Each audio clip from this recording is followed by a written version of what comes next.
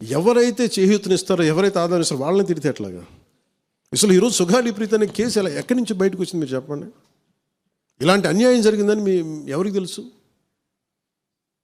ఈ రోజున గత ప్రభుత్వం 2019, 2024లో ఒక ప్రభుత్వం మీద, అప్పుడు ముఖ్యమంత్రి మీద మాట్లాడటానికి అసలు ఎవరికైనా ధైర్యం ఉందా?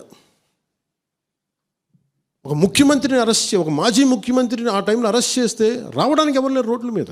అలాంటి పరిస్థితుల్లో ఓడిపోయి 2 చోట్ల ఓడిపోయి ఉన్న ఒక ఎమ్మెల్యే వాళ్ళ పార్టీకి వెళ్ళిపోతే ఏ మానసిక స్థైర్యం, ఏ ధైర్యం, ఏది ఉంటుంది చెప్పండి ఎవరికైనా? మరి అలాంటి సమయంలో నేను ఒక తల్లి పడ్డ వేదన తీసుకున్నా.